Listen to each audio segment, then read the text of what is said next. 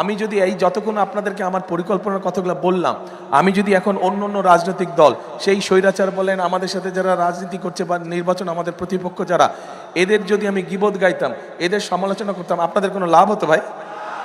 আমার এই কথা যেগুলো বললাম, এই কাজগুলো যদি বাস্তবায়ন করে, তাহলে আপনাদের লাভ হবে? বুঝি না, লাভ হবে? তাহলে কোনটা জরুরি? গীবত গাওয়া, সমালোচনা করা? হ্যাঁ, সমালোচনা করতে হবে মাঝে মাঝে, যদি দেখি বেশি ওলট পালট করছে তাহলে তো সমালোচনা করতেই হবে। কিন্তু আমাদের দেশের মানুষের পেটে ভাত দরকার, সকলের পকেটে পয়সা দরকার, হালাল কামাই দরকার, তাই না? চিকিৎসা দরকার, শিক্ষা দরকার, বিদেশ বা দেশেই হোক কর্মসংস্থানের দরকার। কাজেই এইগুলো হচ্ছে আমাদের পরিকল্পনা। আমরা ভাই রাজনীতি করি, আমরা স্লোগান দেই যে আমাদের রাজনীতির মূল শক্তি হচ্ছে, উৎস হচ্ছে জনগণ। জনগণকে আমরা সবসময় আমাদের পাশে রাখতে চাই।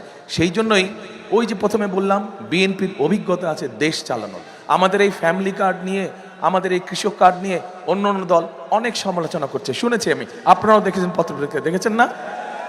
এরা যা কয় কিচ্ছু যায় আসে না, আমাদের কিচ্ছু যায় আসে না। আপনারা এই যে জনগণ, লক্ষ জনগণ এখানে আজ এত রাতে উপস্থিত আছেন, আপনারা ইনশাল্লাহ ধানের শীষকে জয়যুক্ত করে সরকার গঠন করলে আমরা চোখ বন্ধ করে আমাদের কাজ করতে থাকব। যেই কাজগুলো করলে এই দেশের মানুষের, খেটে খাওয়া মানুষের উপকার হবে, এই দেশের খেটে খাওয়া মানুষ কিছুটা হলেও ভালো থাকতে পারবে। এখন এই কাজগুলো যদি আমাদেরকে বাস্তবায়ন করতে হয়, আরেকটা কথা বলি,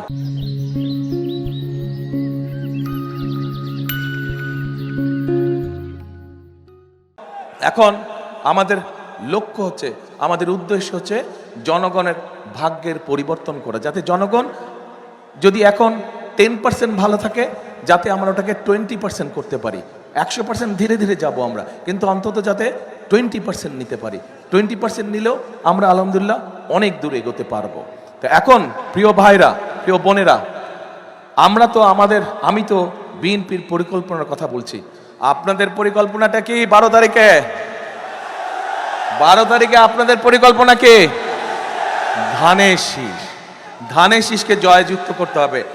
এই যে গুপ্ত,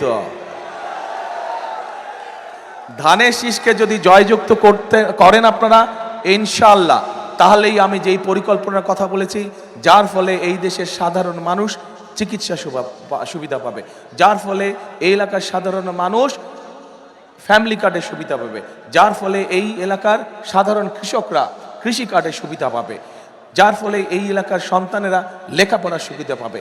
এবং ধীরে ধীরে, রাতারাতি তো সবকিছু হবে না। আমার হয়েছে জ্বর, বুঝছেন, জ্বর হয়েছে, এই ঘুরতে ঘুরতে জ্বর, ঠান্ডা লেগে গেছে, আর ডাক্তার আমাকে অ্যান্টিবায়োটিক দিয়েছে 7 দিনের। এখন 7 দিন লাগবে ভালো হইতে, তো এই সামান্য জ্বর ভালো হইতে লাগবে 7 দিন।